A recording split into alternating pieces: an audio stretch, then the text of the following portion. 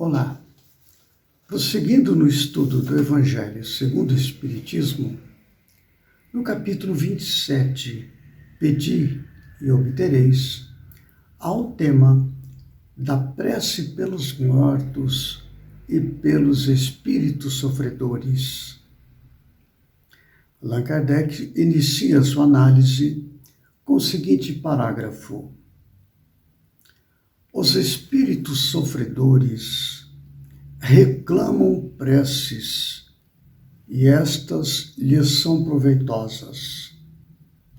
Porque, verificando que há quem neles pense, menos abandonados se sentem, menos infelizes.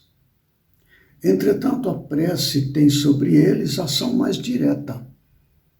Reanima-os, incute-lhes o desejo de se elevarem pelo arrependimento e pela reparação. E possivelmente desvia-lhes do mal o pensamento.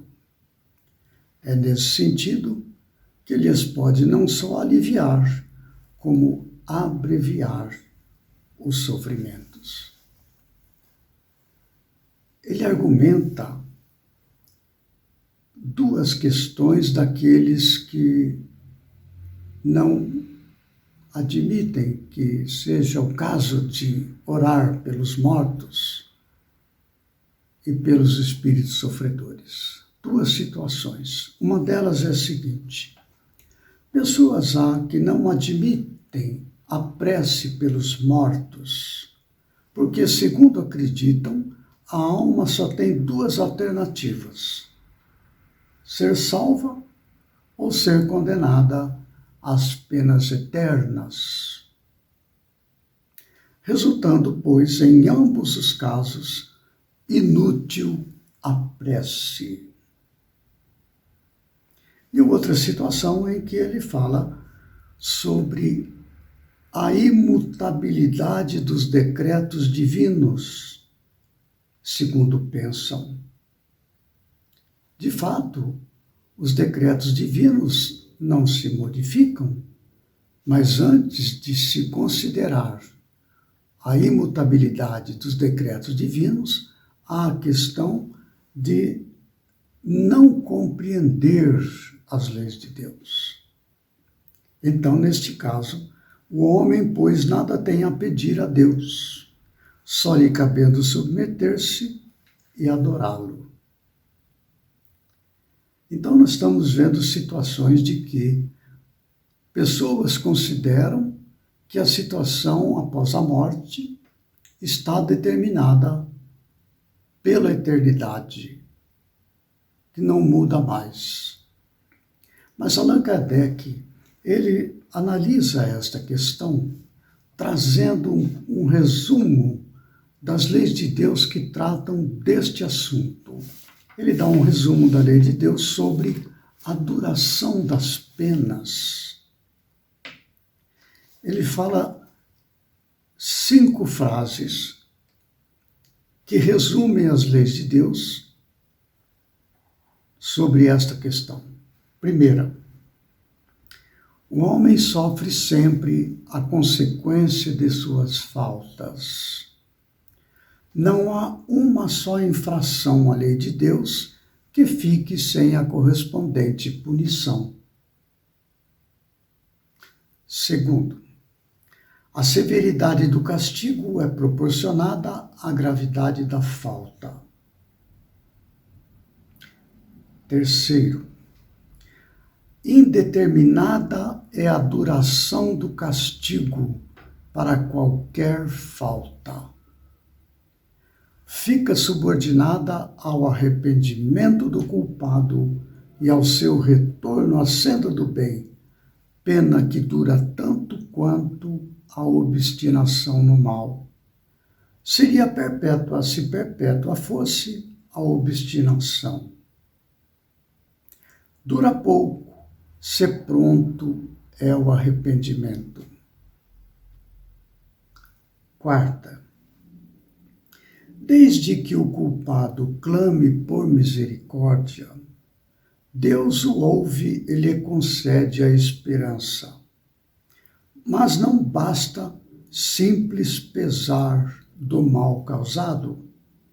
É necessária a reparação, pelo que o culpado se vê submetido a novas provas, em que pode, sempre por sua livre vontade, praticar o bem, reparando o mal que haja feito.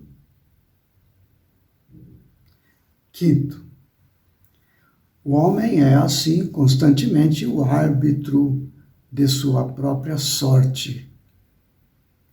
Pertence-lhe abreviar ou prolongar indefinidamente o seu suplício. A sua felicidade ou a sua desgraça dependem da vontade que tenha de praticar o bem. Um resumo extraordinário, onde nós podemos, com a nossa prece, pelos espíritos sofredores, pelos mortos em geral, naturalmente pelos encarnados também, evidentemente, o efeito é o mesmo, tanto para o desencarnado como para o encarnado. Indistintamente podemos orar em benefício desse ou daquele, e o efeito será sempre igual. Então veja, ele faz uma conclusão onde traz essa questão. Assim, o espírito culpado e infeliz pode sempre salvar-se a si mesmo. A lei de Deus estabelece a condição em que se lhe torna possível fazê-lo. O que as mais das vezes lhe falta é a vontade, a força, a coragem. Vou repetir. O que as mais das vezes lhe falta é a vontade, a força, a coragem.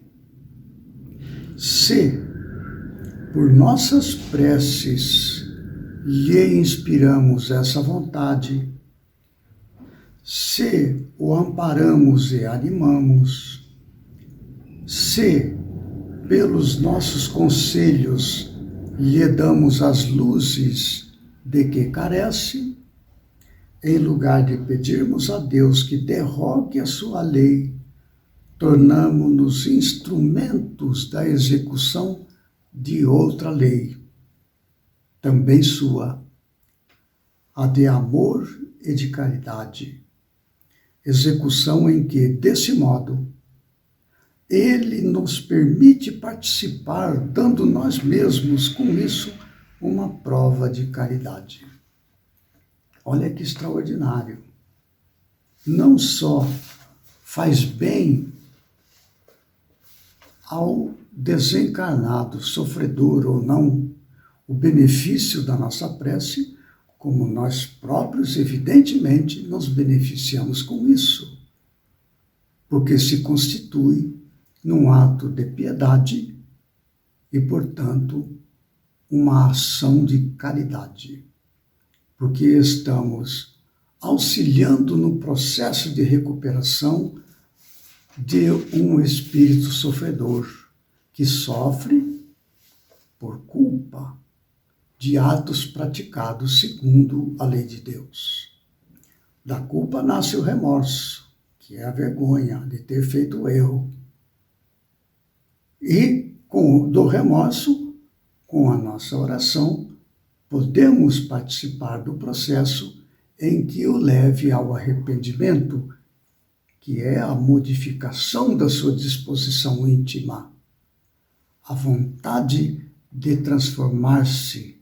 Mas não basta isso, é necessário que daí haja a disposição da recuperação de seus erros.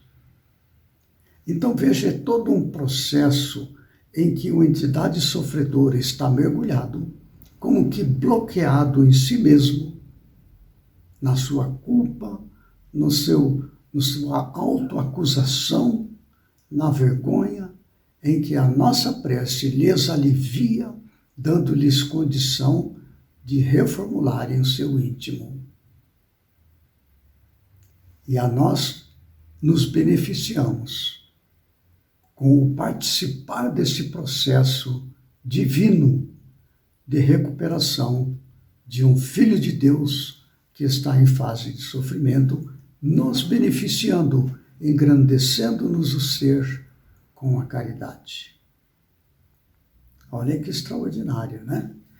Nós vamos então prosseguir no próximo vídeo, ainda neste capítulo 27, Pedi e obtereis, dando início então ao estudo de algumas mensagens de instruções dos Espíritos. E a primeira delas é Maneira de Orar, uma mensagem do Espírito Monod, dada na cidade de Bordeaux, no ano de 1862.